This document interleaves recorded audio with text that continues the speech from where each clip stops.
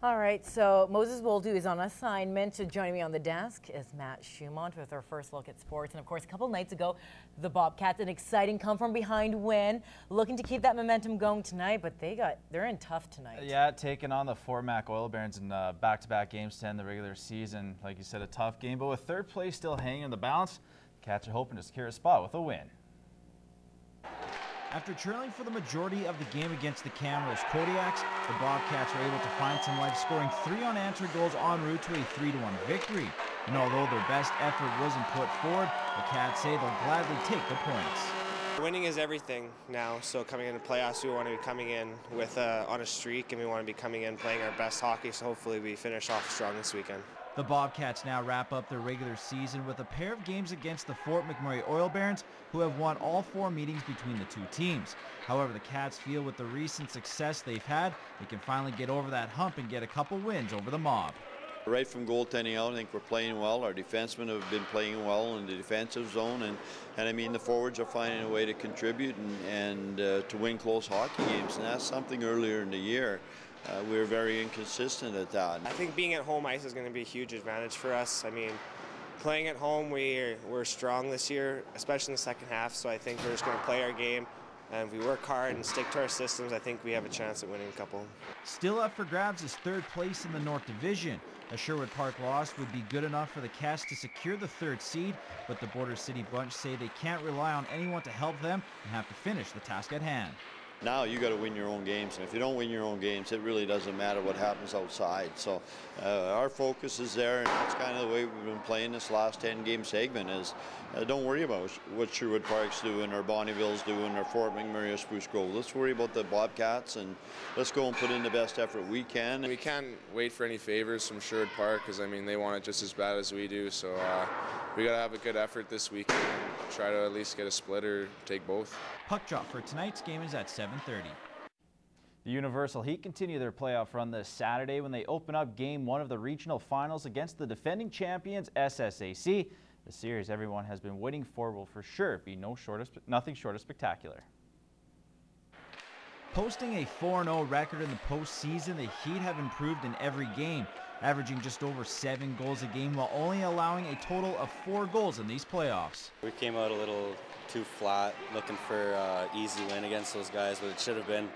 Playoffs are a whole new season, and we smartened up a bit, and now we're playing probably our best hockey we have all year. We played really good as a team, definitely. Just playing hard every game and moving our feet.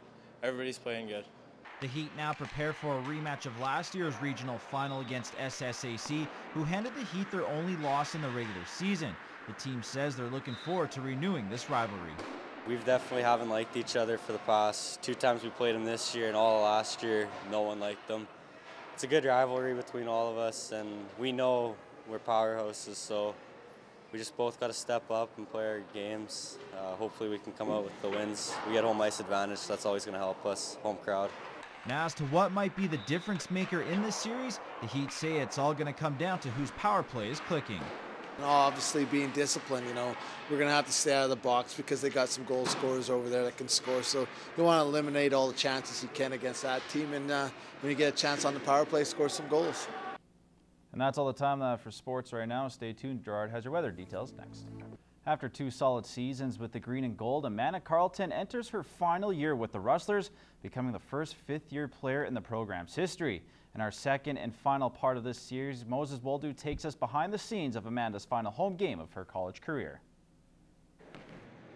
The first 4 games of my season, regular season, were kind of like a shock to me. I wasn't pleased with my performance very well, and especially coming from a really, a good preseason. Before one of the games, and I needed to get some food, went to Quiznos, and I remember that game. I was like, man, I got back to my normal self, and so ever since then I started going to Quiznos. Hello, can I get the 2 turkey Caesar flatbreads, please? Getting to know people there too, I guess. I go there every Friday, Saturday. Usually it's the same workers, and they know what I like. Pretty plain Jane. I don't get no all these veggies or anything, right? It's just lettuce, and plain and simple for me. Whether you call them routines or superstitions, it all comes down to what gets you focused. Amanda then heads to Coach King's house for a team brunch, a friendly get-together before the game. You got a bunch of Valentine's Day cards. Yeah. You told me you didn't want to, bother looking through them or at least, dwelling on them because they had some emotional quotes from your teammates and your head coach. Yeah, I remember the one from Chris. It was just talking about the night. He said, "Enjoy the night. Make it what you want it to be." And so that hit me. Hi, Lisa. It's Amanda. Another Amanda routine is making sure she calls her friends and family. This call in particular has special meaning. Just days before her final home game, Amanda got news about her grandmother. What was your grandma diagnosed with? Lung cancer. Was it the first time as well as the second time? Yep, the first time was just before Christmas of 2012. And yeah, so she's a non-smoker, and it's just a common non-smoker cancer. And so she went through the chemo and everything, and then it came back. And when you heard the news, what was the emotions running through you? Well, it was after a practice, and I was kind of waiting for that text message from my mom. And I told my mom, just send me a message, regardless, so I know. And I didn't get no message, and so I knew, okay, something's up. Hard news to hear, but she's one stubborn lady.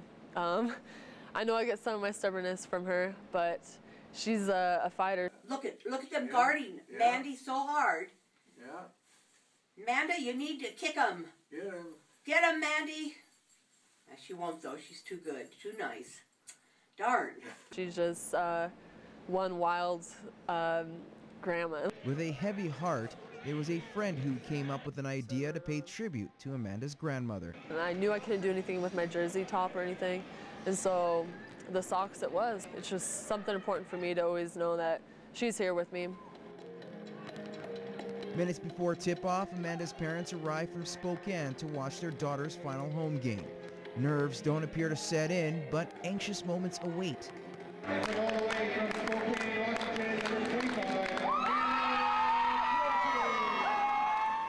The game started, and I just, a lot of self-talk, just go out there, have fun, and enjoy the game. Don't get frustrated, and just to remember that, this is the last game. Leave it all on the court. There was a couple shifts where I was really gassed. I remember one shift I thought, man, I'm gonna pass out. You're just you exert so much energy, and then once it got closer to the end of the game, I just couldn't believe it. Why can't we just have another quarter? That's when all the emotions I've been holding back throughout the whole game and everything, it just, those last 10 seconds, seeing it on the clock, and then it just that hit hard. Now after the season, Amanda says she will be an assistant for the Rustlers basketball team. In the meantime, Amanda's future as a player is still ongoing, having plenty to play for as the Rustlers enter provincials as the 6th seed facing the number 3 seed NAIR Ooks. Dying seconds of the first, Mariah Van Hoff, who missed the final game of the season tonight, comes up with the steal and an easy deuce. Rustlers led 14-12 after one. Second quarter tied at 14. Cameo McCurley steps back and nails the long triple. Rustlers up by 3. Moments later, Carlton gets in the action with a 3 of her own. Rustlers up 20-14. The Rustlers would go on a 13-2 run thanks to McCurley's 9 points in the first half to take a 32-20 lead at the break. However, a big fourth quarter from NAIR would avoid an upset as the Ooks would go on to take it by a score of 73-66. And that is all the time left for sports this evening. Stay tuned, more news and weather after the break.